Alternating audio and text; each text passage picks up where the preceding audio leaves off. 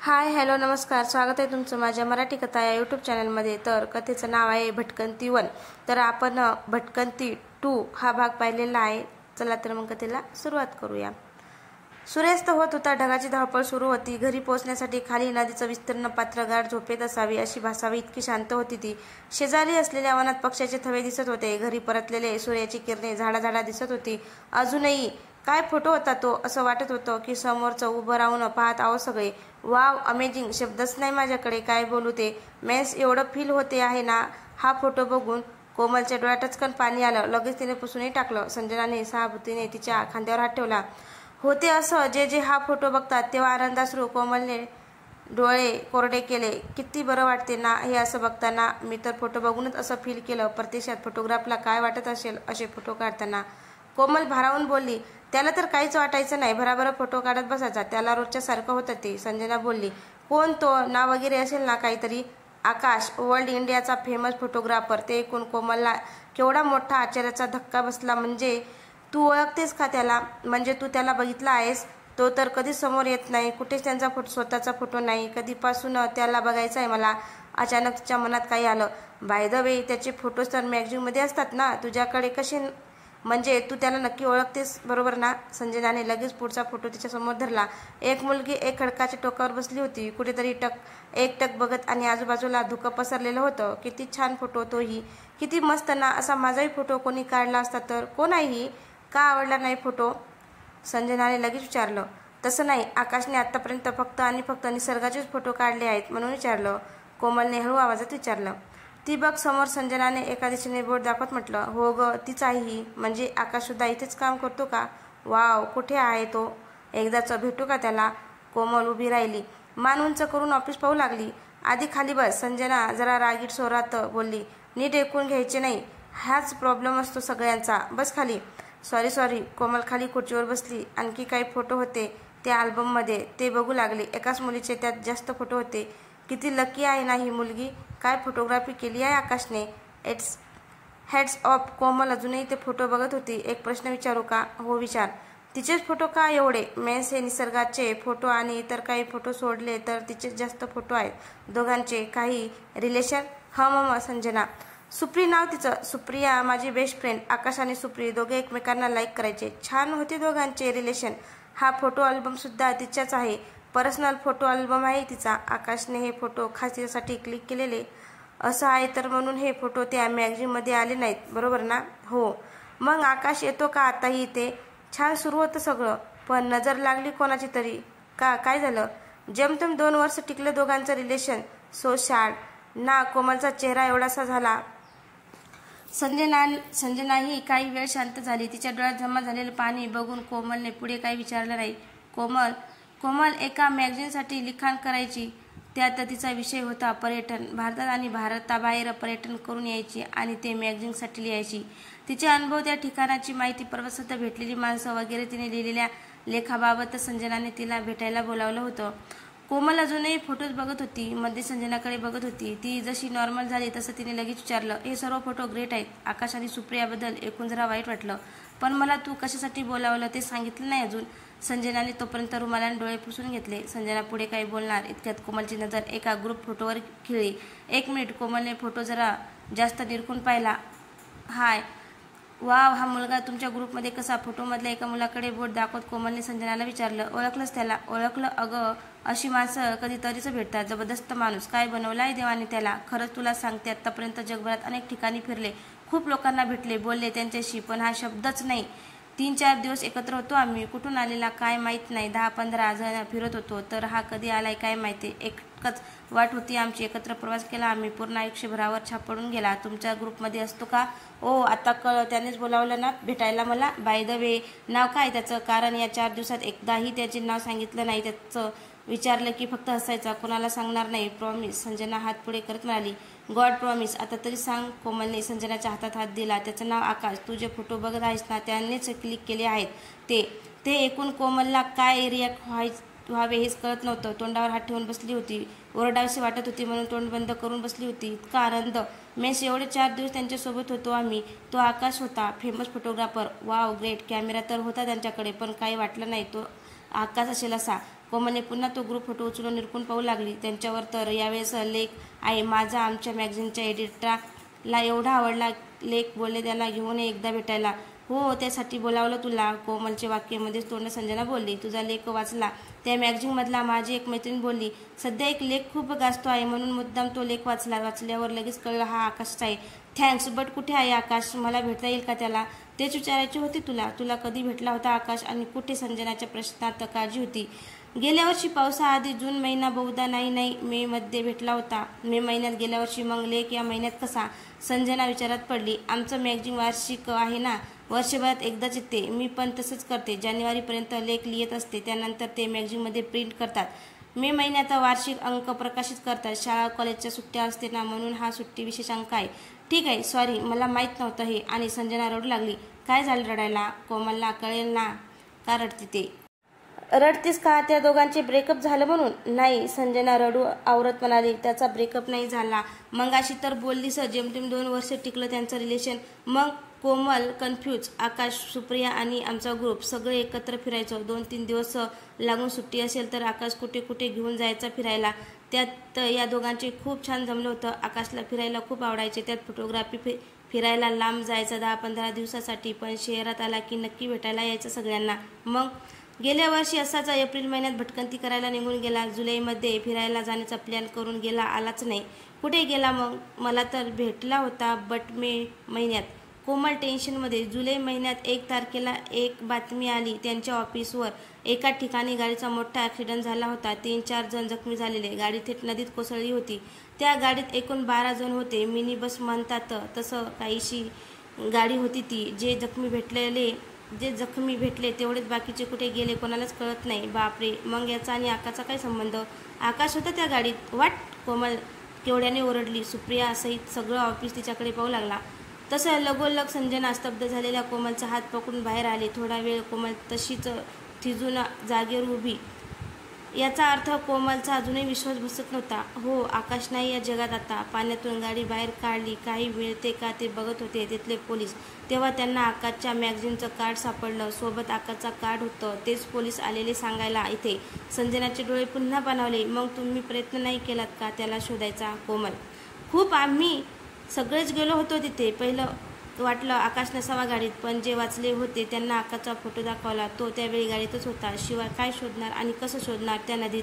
महापूर काय असतो ते ती नदी बघून कळलं. तरी विश्वास होता तो भेटेल म्हणून. सतत 2 महिने आम्ही त्याला शोधत होतो, नाहीच भेटला. त्याचे वडील सुद्धा होते आमच्यासोबत. मग काय करणार? नशिबाला दोष देत आलो पुन्हा शहरात. त्या दोघांचे ब्रेकअप झालंच नाही, पण असे वेगळे होतील हे कधीच वाटलं नव्हतं. कोमलला ऐकताच रडू आलं. सुप्रिया कशी आहे आता? तिच्यासाठी तर आभाळच कोसळलं होतं ते. कुठे नवीन आयुष्याची सुरुवात झालेली. आणि काय झालं? स्वतःला सांभाळलं तिने. आकाश नेहमी बोलायचा, किती प्रयत्न केले मानवाने तरी निसर्गापुढे कधीच जाऊ शकत नाही. तेच झालं. ती पुन्हा नॉर्मल जशी पहिल्यासारखी होती तशी झाली आहे. परंतु एक तिच्या मनात कायमचं कोरलं गेलं. आवडते व्यक्ती तिला कायमचं सोडून जातात. कोमल काय बोलणार त्यावर? तुझा लेख वाचायला आणि एक अधुकांशी आशा मनात आली. तिने तर तो आता नाही हेच मान्य केलं आहे. मी अजूनही आशावादी आहे. लेख वाचून वाटलंय तो अजून आहे. आता तुलाही तो 1 वर्षापूर्वी भेटला होता ना, म्हणून तुला बोलावलं होतं. संजना डोळे पुसत बोलत होती. कोमल निशब्द झालेली. फक्त 4 दिवस होतो एकत्र. एवढे इम्प्रेस. त्याच्यावर लेख लिहिला मी आणि त्याने असं निघून जाणं नाही पटत. हे कोमल स्वतःच्या विचारात. तरी तो अजूनही असला तर? कोमल खूप वेळाने बोलली. संजना नॉर्मल झाली. मला हे तसंच वाटायचं, पण आता 1 वर्ष होत आलं. एकदा तरी आला असताना तो शहरात. त्याचा मोबाईल ट्रॅक केला का तुम्ही? तेच होतं. एवढ्या वर्ष त्याच्याकडे काही वस्तू असेल तर तो त्याचा कॅमेरा जंगलात कुठे रँग असते हे एकदम कारण नेहमी पुढे करायचा. त्या मोबाईल आधीपासूनच आवडायचा नाही. सारखं काय डोकं खुपसून बसतात त्यात लोक, असं म्हणायचा. मग त्याला काही एमर्जन्सी मदत लागली तर काय करायचा? कोमलचा पुढचा प्रश्न. त्याकडे एक डायरी होती. त्यात महत्त्वाचे फोन नंबर आणि पत्ते लिहून ठेवले होते त्याने. शहरात आला की त्याचाच वापर. कमालची गोष्ट ना. शेवटी जाताना डायरी सुप्रीकडे म्हणजे सुप्रियाकडे देत म्हणाला, सांभाळून ठेव. मी परत आलो की दे मला. कुणाच ठाऊक काय आलेलं मनात त्याच्या तेव्हा. आधी इतक्या वर्षात कधी डायरी स्वतःपासून दूर ठेवली नव्हती. संजना दुसरीकडे बघत बोलली होती. मग सुप्रिया, तिला आठवण येत नाही का आकाशची? येते, पण आता दाखवत नाही. पहिलं 2-3 महिने रडत बसायची. आठवण आली की परत तू लगेच स्वतःला सांभाळलं तिने. आकाश म्हणायचा, आठवणी पाळीव करू नयेत. ॲक्च्युली आकाशमुळे सुप्री स्ट्रॉंग झाली आहे. आधी होती त्यापेक्षा आकाश भेटल्यानंतरची सुप्री खूप वेगळी आहे. रडत बसत नाही, तरी आठवण तर येतेच त्यांची. झालं का रडून? मॅडम, मागून आवाज आला. दोघींनी मागे वळून पाहिलं. सुप्रिया मागेच उभी. कधी आलीस कळलंच नाही, संजना सावरत बोलली. माझी स्टोरी सुरू होती ना तेव्हाच सुप्री पुढे आली. हल्दीसारखी रडत असते ही पोरगी. सुप्रीने संजनाला मिठी मारली. जादू की छप्पी दिल्याशिवाय हसतच नाही. घट्ट मिठी मारली. कोमलकडे लक्ष गेलं. तुम्ही मंगाशी ओरडलात ना ऑफिसमध्ये, नक्कीच हिने चिमटा काटला असेल. सुप्रीने संजनाच्या पाठीवर हळूच चपटी मारली. मी कोमल, ट्रॅव्हल ब्लॉगर आहे. एका मॅगझिनसाठी लिहिते मी. खूप छान फिरायला आवडते वाटते. बरं आहे, मी सुप्रिया, हिची लहानपणापासूनची मैत्रीण. हीच जास्त मनाला लावून घेऊ नका. आणि मला माहीत आहे तुमचा कोणता विषय सुरू आहे ते. या संजूला ना वेळ लागला आहे. काहीही करते, कोणालाही बोलावते आणि डोळ्यांचा नळ सुरू करते. रडूबाई असतेच की करू गुदगुल्या. सुप्रिया संजनाकडे पाहत बोलली. तशी संजनाने हलकी स्माईल दिली. हिला जेवायला बोलवायला आलेले तुम्ही येता का आमच्यासोबत? नाही, नको, मी निघतच होते. कोमल, आम्ही गरीब आहोत ना, आमच्याकडे कसं खाणार तुम्ही? कोमलच्या चेहऱ्यावर प्रश्नचिन्ह. येडे, ती तुला ओळखते का? तुझे हे डायलॉग माझ्यापुरतेच ठेव. कोमल तुला बोलली ना वेडी आहे, संजना हसत म्हणाली. चला मी निघते. छान वाटलं बोलून. कोमल निघाली. गणू तुमचं भलं करो, सुप्री बोलली. कोमल बाय करून निघून गेली. कोमल निघून गेली. सुप्रीने तिच्या फोटोचा अल्बम नीट लावून ठेवला. संजना चुपचाप बघत होती तिच्याकडे. काही बोलणार इतकत अमोल आला. काय दोघींना भूक लागली की नाही? कधीपासून वाट बघतो आहे मी. जेवायची तरी आहे ना? हो आलो. व्हा पुढे तुम्ही. सुप्रिया हसत बोलली. चल ग, काही बोलू नको, सरळ जेवायला चल. भूक लागली आहे, नाहीतर तो येईल परत. साहेब आपला अमोल आधीपासूनच टेबलावर टिफिन घेऊन बसला होता. काय यार, वेज काही आहे की नाही तुम्हाला? मग पुन्हा घाई करणार. वेळ झाला बोलायचं मग. हो सर, आलोच आम्ही. या संजूचे नखरे, तिची मैत्रीण आली ना म्हणून या पुरीमुळे उशीर झाला. मी सांगते ना सर तुम्हाला, या पुरीचा पगारच कट करा, मग येईल वेळ जेवायला. सुप्री संजनाला चिडवत बोलली. आयडिया छान आहे सुप्रिया, अमोल हसत म्हणाला. का सर, तुम्ही कशाला नांदाला लागता? हिच्या डोक्यावर पडलेली माणसं अशीच असतात. संजनाने सुप्रियाला चिमटा काटला. झालं या दोघीचं सुरू पुन्हा. जेवायचं की नाही? त्या ग्रुपमधला एक जण बोलला. नाही, आज डब्बे उघडून त्यांच्याकडे बघत बसू, आपोआप पोट भरेल. सुप्रियाने त्याला वेडावलं. अमोलला आणखी हसू आलं. तोवर त्याने त्याचा डब्बा उघडला. काय सुगंध त्या पदार्थाचा! अमोलच्या डब्यातील जेवण नेहमी चवदार असायचं. सगळे तुटून पडायचे त्यावर. आजही तेच झालं. अमोल ऑफिसला जॉईन झाल्यापासून सर्व एकत्र जेवायला बसायचे. नेहमीप्रमाणे त्याचा टिफिन सर्वांकडे फिरला. सर ते शेवटी त्याच्याकडे येईपर्यंत अर्धा अधिक संपला होता. ओ अमोल सर, कशाला एवढे दानशूर होता? कशाला वाटता एवढं? तुम्हालाच तुमचा टिफिन खाता येत नाही? सुप्री, काय आई ना, मला दुसऱ्यांना वाटायला खूप आवडते. आईसुद्धा बोलते. अशा गोष्टी वाटत राहायचे, छान असतं. अमोल भरभरून बोलला. मग तुमच्या मिक्सर बिघडला असेल. सुप्रीचा डायलॉग. थोड्या वेळ कोणाला काहीच कळलं नाही. नंतर मिक्सरमध्ये पदार्थ बारीक करतात म्हणजे वाटतात हे अमोलला समजलं. आणि किती मोठ्या नसला तो. बाकीचेही मनापासून हसत होते. असंच खिदळत वेळ जाय त्यांचा. अमोल एक जबरदस्त व्यक्तिमत्व. उंच धिप्पाट देखणा, गोरा रंग, पाणीदार डोळे, केसाची स्टाईल, इंग्लिश बोलण्याचा तरबेज, तरी मराठीवर प्रचंड प्रेम. आणि सर्वात महत्त्वाचा, सुप्री संजनाच्या बॉसचा मुलगा. 6 महिने झालेला त्याला हे ऑफिस जॉईन करून. तिली ऑफिसला होता तो आधी, तिथे शिकलेला. 4 वर्ष तिथे काढली त्याने. आता मुंबईत जॉईन होतो बोलला. आणि आता देखील कामात चोख दिसायलाही हिरोप्रमाणे होता. त्या सिंगल, त्यामुळे मुंबई ऑफिसमधल्या मुली ऑडिट फिदा झाल्या होत्या त्याच्यावर. फिरण्याची भारी आवड, स्वभाव एकदम सर्वांशी हसून बोलून असायचा. मुलगा असा कधी वागलाच नाही. सुरुवातीला सगळे दूर असायचे त्याच्यापासून, म्हणूनच त्याने दुपारचं जेवण एकत्र करायचं असा नियम काढला. तोही त्यांच्यात ओळख झाली. ऑफिसमधले सगळे त्यांचे मित्र, सगळे मैत्रिणी. पण या दोघींना जास्त पसंत करायला अमोल, संजना आणि सुप्रीला. त्यातल्या त्यात सुप्रीला तिचा स्किन ऑफ होअर स्वभाव. जेव्हा वेळ मिळेल तेव्हा बोलायला यायचा. या दोघी बरोबर छान मैत्री आकार येत होती. परंतु अनमोल सुप्री बाबत काही माहिती नव्हती किंवा कोणत्याबद्दल अमोलला काही सांगितलं नव्हतं. अमोल याने आधीच आकाशचं उरकलं होतं. शिवाय ऑफिसमध्ये सगळ्या ग्रुपने ठरवलं होतं की आकाशचा विषय निदान सुप्रीसमोर तरी काढायचा नाही. सगळ्यांनी ती काळजी घेतली होती. त्यामुळे अमोलला काहीच माहीत नव्हतं. अमोल म्हणाला तर तसाच होता, भूतकाळापेक्षा वर्तमानात रमणारा. त्याला कळलं असतं तरी त्याला काही वाटलं असतं. हा विचार करण्यासारखा प्रश्न होता. तरी सगळं नीट सुरू होतं. मुख्य करून अमोल आल्यापासून ऑफिस जरा जास्तच खुश आणि आनंदी वाटायला लागलं होतं. हाय सुप्रिया, निघत आहे का? अमोल सुप्रियासमोर येऊन उभा राहिला. हो, अजून 10 मिनिट आहे निघायला. का असं विचारलं. मी निघत आहे, तुला घरी सोडतो. आज नको बाबा, आमच्या एरियात कोणी बघितलं ना तर डायरेक्ट घरी जाते बातमी. ब्रेकिंग न्यूज सारखी. कोणाकोणाला सांगणार तुमच्याबद्दल? अरे मित्रच आहोत ना, मग त्यात काय घाबरायचे एवढे? तुम्हाला काय करणार ते? शिवाय हे संजू तिच्याबरोबर बसली नाही ना स्कूटीवर, तर घाबरते आणि बॅलन्स जातो तिचा. खरंच हा, त्यात हिला रस्ते कळत नाही. समोर कुणी आलं ना सरळ अंगावर घालायची गाडी, म्हणून सर्व करावं लागते. हा मला विचारीला. सुप्रीने उसाचा सोडत गप्प ग येडे पकाव, कुठली? तुम्ही जा अमोल सर. संजनाने सुप्रीला चापटी मारली. 1 मिनिट सर, काय बोलता सारखं सारखं? तुमच्या एवढाच आहे ना मी? अमोल बोला फक्त. ओनली अमोल. माझ्या पप्पांना सर बोलताय तेवढं पुरे. अमोल हसत बोलला. नको बाबा, उगाच तुमच्या बाबांनी अमोल बोलताना ऐकलं तर पगार कापायचे. एकतर गरीब माणसं आम्ही, त्यात पैसे कापले तर काय करायचं? सुप्री अमोलला हसायला आलं. तसे या दोघींनी हसू लागल्या. बोलत बोलत तिघे ऑफिसच्या बाहेर आले. यांची स्कूटीवर अमोलची मोठी वजनदार बुलेट, त्यांची भटकंतीचा जोडदार होती ती बुलेट. एकटाच तर कधी ग्रुपने फिरायचा तो, इतकंच काय आईशिवाय त्यांनी बुलेटवर कोणा दुसऱ्या स्त्रीला बसू दिलं नव्हतं. त्यावर आज प्रथमच कोणा वेगळ्या मुलीला म्हणजे सुप्रीला तो मान मिळत होता. नाही म्हणाली ती. अमोल बिलकुल वाईट वाटलं नाही. दोघी गेल्या त्यांना बाय करून. नजरेआड होईपर्यंत तो सुप्रीला पाहत होता. कशी मुलगी आहे ना, वेगळीच. नकार सुद्धा एवढ्या स्टाईलने दिला की खुश हो गया. म्हणून खुश होते. त्याने हेल्मेट घातला आणि खुशीतच घराकडे निघाला. संजनाने सुप्रीला घरी सोडलं. ऑफिसमध्ये जरी काही दाखवलं नसलं तरी तिने कोमल संजनाचं बोलणं ऐकलं होतं. आकाशची आठवण झाली तिला आणि तो दिवसही आठवला. फ्रेश होऊन खिडकीसमोर बसली होती सुप्री. आकाशच्या आठवणी जाग्या झाल्या. आई, मी गच्चीवर आहे. मला ती गच्चीवर आली. ते मे महिन्याची संध्याकाळ ती. थोडासा वारा वाहत होता. ढगांचे तर नामोनिशाण नाही आभाळात. सुप्री पुन्हा तेच आठवू लागली. तो दिवस गेल्या वर्षी जूनमध्ये पाऊस कमी पडलेला, त्यामुळे वातावरणात म्हणावा तसा थंडावा नव्हता. आकाशने सुद्धा भटकंतीला जाण्याआधी जूनमध्ये पाऊस कमी असेल असं भाकीत केलं होतं. म्हणूनच जुलैमध्ये सर्व ग्रुपसोबत फिरायला प्लॅन तयार होता त्याचा. परंतु जून महिन्यात 15 तारखेपर्यंत येतो म्हणून सांगून गेलेला आकाश 1 जुलै उजाडला तरी आलाच नाही. सुप्री त्याचाच विचार करत तिच्या सोसायटी बाहेर उभी होती. संजनाची वाट बघत. त्यात आभाळ काळवणलेले होते. वारा हळूहळू वेग पडत होता. आकाशसोबत 2 वर्षाचा अनुभव होता तिला. त्यावरून तिने वादळाची शक्यता आहे असं स्वतःला सांगितलं. संजना जरा उशिराने आली स्कूटी घेऊन. ट्रॉफिक लागलेला ना, दोघी निघाल्या. तसं पुढेही ट्रॉफिक लागलं. या सर्वांमुळे ऑफिसला अर्धा पाऊण तास उशिरा पोहोचल्या दोघी. काय ग संजू, जरा लवकर आली असती तर काय झालं असतं? जवळजवळ 1 तास उशीर झाला आपल्याला आज. आता बॉसपासून गणूचं वाचवेल आपल्याला. सुप्रीने डोळे बंद करत हात जोडले. ए नौटंकी, चल आधीच उशीर झाला आहे. त्यात तुझी नाटक नको सुरू. काय? संजनाने गाडी पटकन स्टँडला लावली. दोघी धावत आल्या व काहीतरी विचित्र होत आज. खुशबू त्यांचाच आवाज पहिला आला कानावर. वर येईपर्यंत सगळीकडे गर्दी दिसली त्या दोघींना. गर्दी होती आकाशच्या ऑफिस बाहेर. त्या गर्दीत तर सुप्री संजनाच्या ऑफिसमधले मित्रमैत्रिणी सुद्धा होत्या. मुलींच्या डोळ्यात पाणी आली. मुलांचे चेहरे दुःखी काहीतरी झाले. नक्की सुप्रीने अंदाज लावला. सुप्री अशा दोन्ही समोर आल्या तशा डोळे आणखी पाजरू लागले. सुप्रीच्या ऑफिसच्या मैत्रिणी, काय चाललंय? सुप्री पुढे आली गर्दीतून वाट काढत. समोर आकाशची आई रडत बसली होती. वडील सुद्धा दुःखी कष्टी वाटत होते. म्हणजे आकाश. सुप्री तडक आकाशच्या आईजवळ गेली. आई, काय झालं? का रडत आहात तुम्ही? आई सुप्रीला बघून आणखी रडू लागली. बाकीचे सुद्धा शांत झाले अचानक. अरे काय झालं? का रडत आहात तुम्ही? सुप्रीने मोठ्याने ओरडली. तसं तिच्या मागून सुप्रीच्या ऑफिसमधली त्यातल्या त्यात मोठी असलेली एक मुलगी पुढे आली. तीही रडत होती.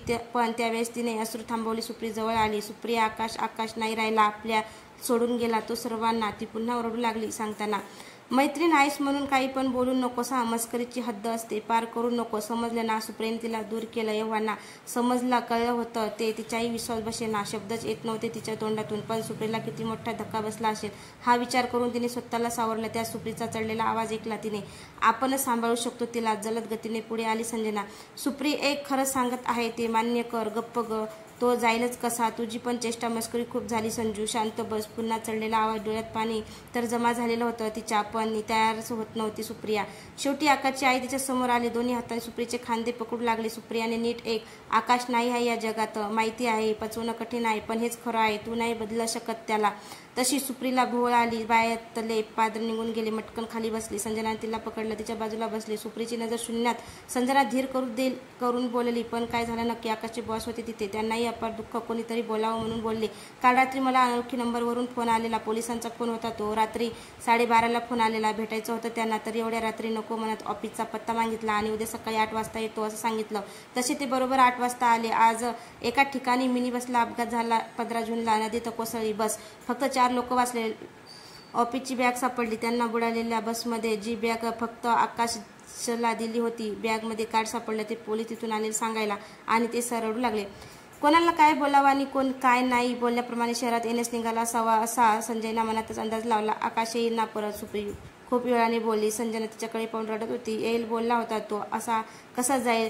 त्याची डायरी सांभाळून ठेव. बोलला जाताना. सांभाळील ना मग येणार तो. खूप फोटो काढू या बोलत होता म्हणून नवीन मोठा अल्बम घेतला. पण मला नाही वाटत येईल पुन्हा माझ्यासाठी. सुप्री संजनाला मोठी मारून रडू लागली. भयानक वातावरण झाले होते. सगळे पांगले. थोड्या वेळाने निघाले. हट्ट करून सुप्री ही सोबत निघाली. पोलिसांनी सांगायला सुरुवात केली. नदीला मोठा पूर आलेला. त्यात रस्त्याने अचानक ड्रायव्हरचा ताबा सुटला गाडीवरचा. बस पुलावरून जात असताना झाले हे. बस थेट नदीत. पाण्याची ताकद माहीतच असे सर्वांना. पूर्ण बस वाहून गेली त्या पाण्याने. मग प्रेत डेड बॉडी सापडल्या का तुम्हाला? आकाशच्या वडिलांनी प्रश्न केला. शक्यच नव्हतं. तरी गेले 15 दिवस प्रयत्न सुरू आहे. बस तेवढी सापडली. तिघे 4 जण तेवढे वाचले. कसे ते त्यांनाच माहिती. ती बॅग सापडली तुमच्या ऑफिसची. त्यात कार्ड सापडलं म्हणून कळवायला आलो तुम्हाला, पोलिसांनी सांगितले. म्हणजे तुम्हाला डेड बॉडी सापडलीच नाही?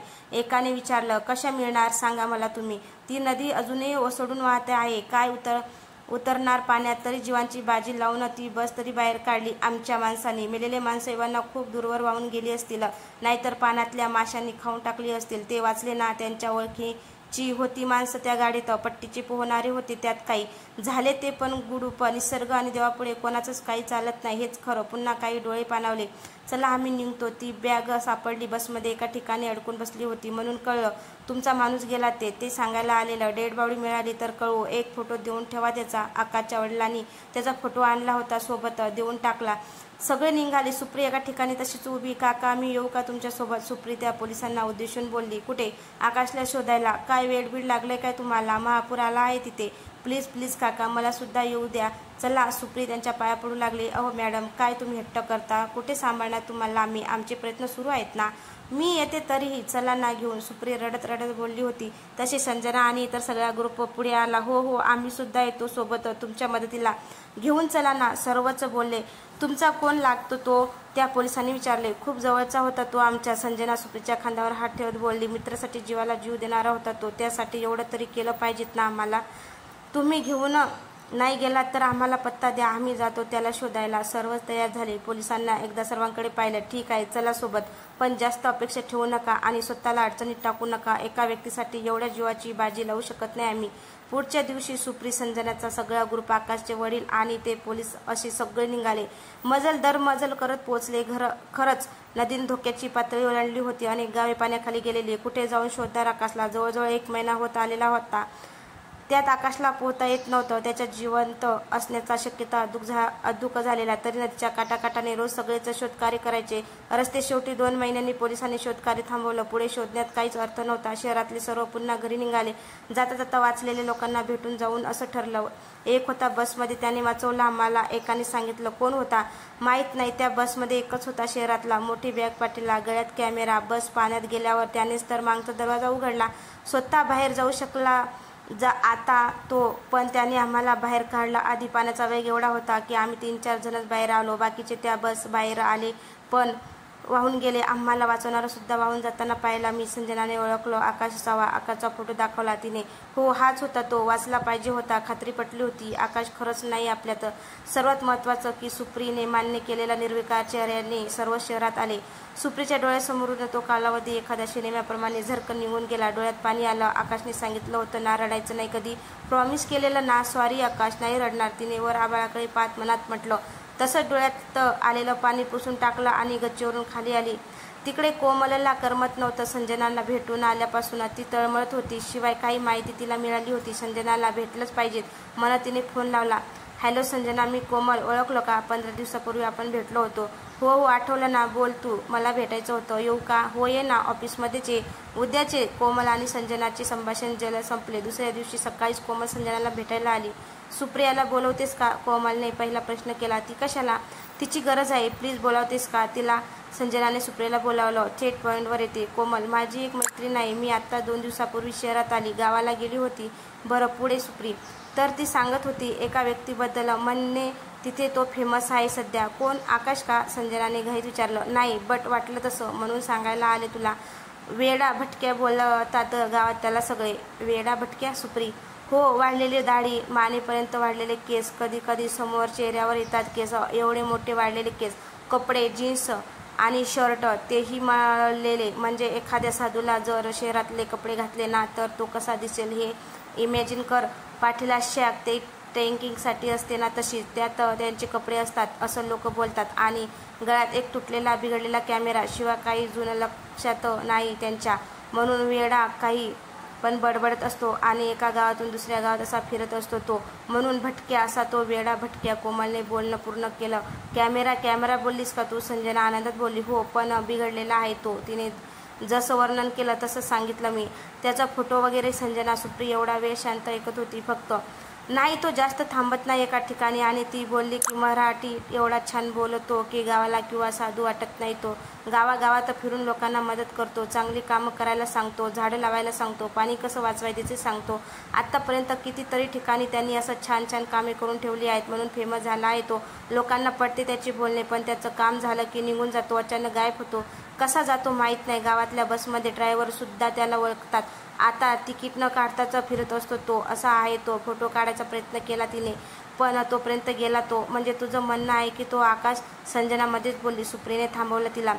थांब संजू, मला बोलू दे. पहिली गोष्ट कोमल, गेल्या 1 वर्षातील ही 5वी घटना आहे. कोणीतरी येते सांगत आकाशसारखा दिसला होता. मग पुन्हा शोध सुरू, हातात अपयश येते. फक्त त्यानंतर हे सर्व वर्णन सांगितलं ना तू, वेड्या भटक्या वगैरे. तर आकाश असणं शक्य नाही. दाढी ती पण दाढू साधू एवढी. आकाश तो किती किले नसायचा. तुम्ही होता ना 4 दिवस एकत्र, तुम्ही बघितलं असेल ना.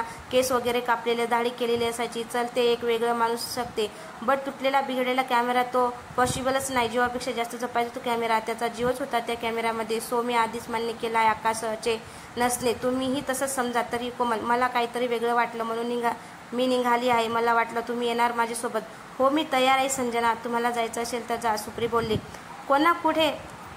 कोण कुठे निघाला आहे? अमोल आला तितक्यात. अमोलला काहीच सांगायचं नव्हतं. तो आला समोर. काय सांगावं? सुप्रीसमोर प्रश्न.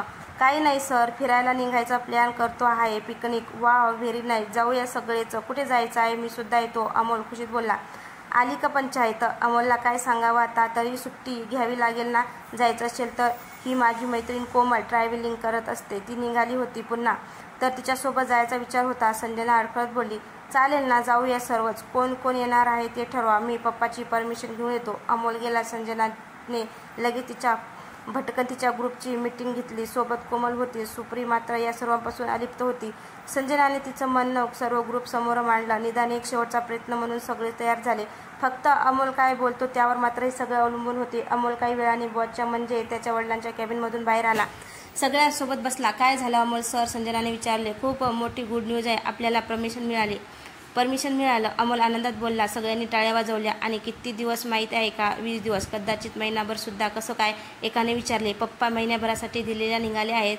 आपल्या दिल्ली ब्रँचला तर महिनाभर नाहीत ते आता आपल्या ब्रँचचा बिझनेस गेल्या 6 महिन्यात इतर ब्रँचपेक्षा जास्त झाला आहे. मग सुट्टीच विचारलं तर पप्पा बोलले घ्या सुट्टी. खूप दिवस सगळेच वेळेवर आणि विना सुट्टी येतात.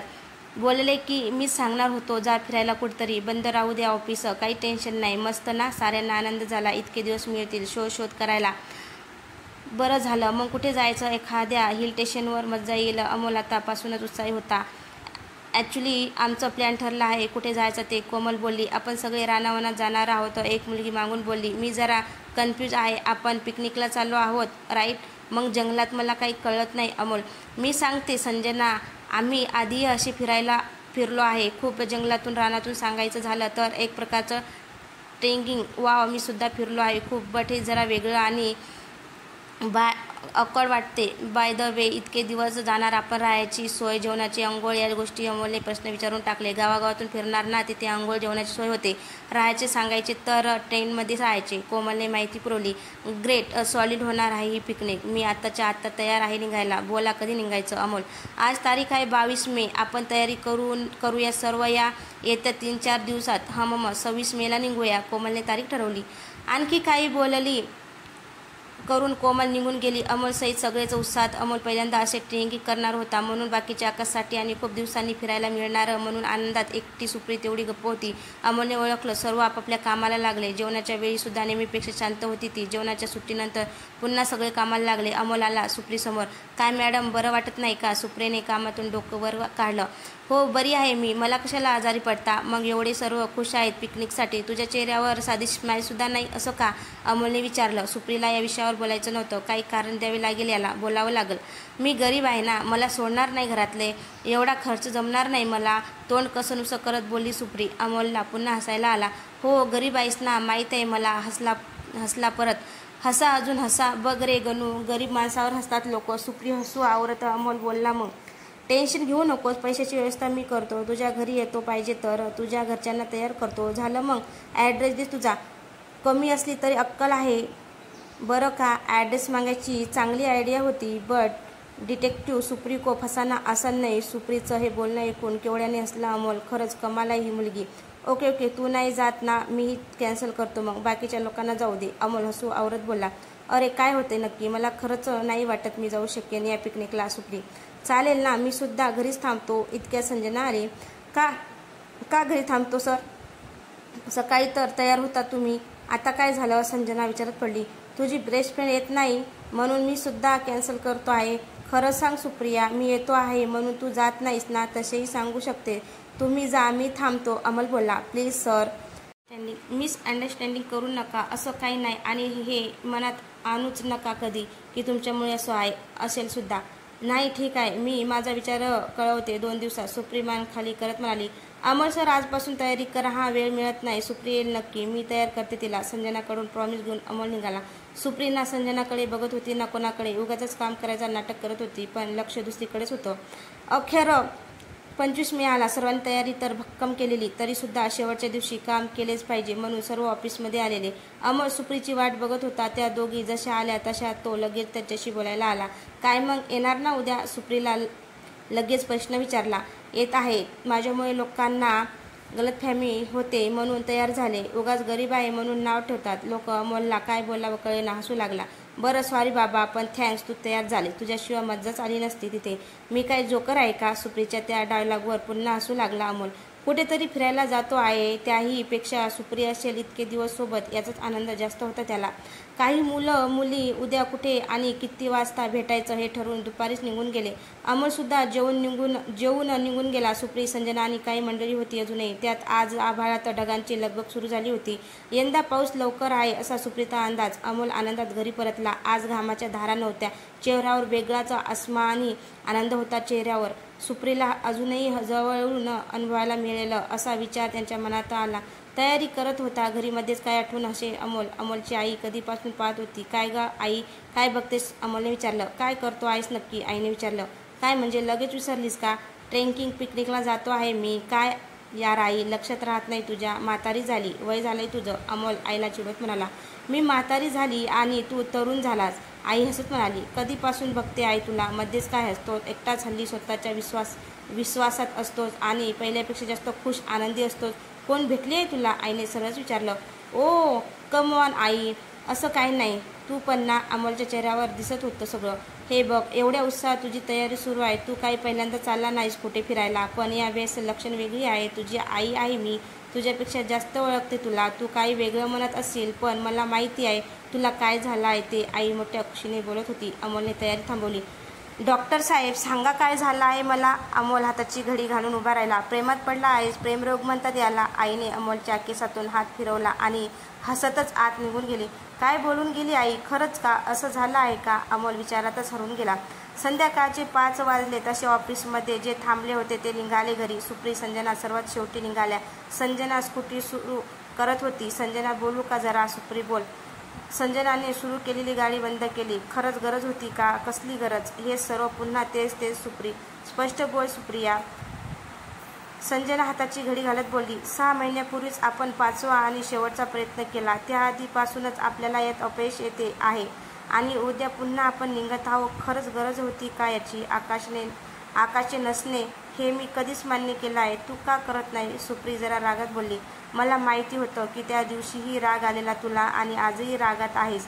आकाशचे जसे जाणे तुला धक्का बसला तसा मलाही माझा सुद्धा तो होता ना कोणीतरी. म्हणून हे सगळं देवापुढे कोणाचं चालत नाही. तरी 1% शक्यता असली तरी मी प्रयत्न करणार. कारण आकाशचं बोलायचं ना. ट्रेनिंग करताना प्रयत्न केले तर अगदी 1% सुद्धा यश मिळते.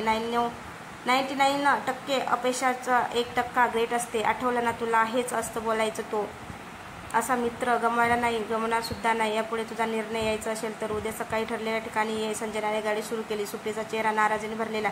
शांतपणे संजनाच्या मागे बसली. 5 मिनिट झाली असतील. एका वळणावर सुप्रीने संजनाला थांबायला सांगितलं. तिथे एक कॅफे होता. संजनाने गाडी थांबवली. सॉरी सुप्री, पण जमलं तर उद्या वेळेवर. आभाळात जमलेल्या ढगामुळे वातावरण थंड झाले होते. सुप्री कॅफेकडे निघाली. हे आकाशच्या शहरातले आवडते ठिकाण ॲक्च्युली कॅफे नावालाच मोठी लायब्ररी होती. हवं पुस्तक निवडायचा, एक कॉपी घ्यायची आणि जितका वेळ वाटेल तेवढा वेळ पुस्तक वाचत बसायचा. त्यात एस पैसे जागा होती, मागे बगीचा, त्यात झाडंसुद्धा होती. विचित्र होता काहीसा तो कॅफे, त्यामुळे जास्त कोणी नसायचे तिथे, म्हणून आकाश यायचा इथे. कधी पुस्तक वाचायला तर कधी स्वतःचं काम करायला यायचा. त्याने क्लिक केलेल्या फोटोवर काम करत बसायचा. शिवाय तिथे एका आवडीची जागा होती आकाशची. एका झाडाखाली एक लहान छोटंसं टेबल होते. ते 2 वर्षात सुप्रिया आकाशसोबत खूप वेळा येऊन गेली होती, त्यामुळे तीही ओळखीची झाली होती. कॅफेच्या मालकाने तर ते टेबल म्हणूनच ठेवलं होतं. आकाशने सांगून ठेवलं होतं, मी नसताना सुप्रिया आली तर तिला या टेबलवर बसू द्या. आणि तसेच होते. आकाश गेल्यावर सुद्धा सुप्रिया यायची इथे. त्याची आठवण झाली की आज तर सोबतीला भरलेला आभाळसुद्धा होतं.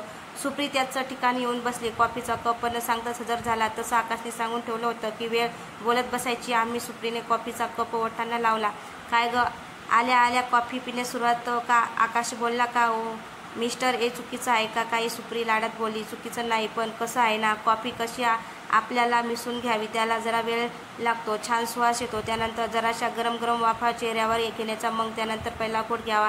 एक प्रकारची स्टाईल आहे. आकाशी डोळे बंद करून स्वतःला फील करत बोलत होती. हो का सर, पुढच्या वेळेला अक्कल दे रे गणू मला. सुप्रीने वर आभाळाकडे पाहतच जोडीला दोघेही हसू लागले. अचानक आठवण झाली त्या प्रसंगाची. कप हातातच राहिला. तिच्या प्रत्येक वेळेस काही वेगळं शोधायचा. प्रत्येक गोष्ट तर वेगळ्याच जगात निघून गेला. एकदा रात्रीचे येऊन बसलेले दोघे.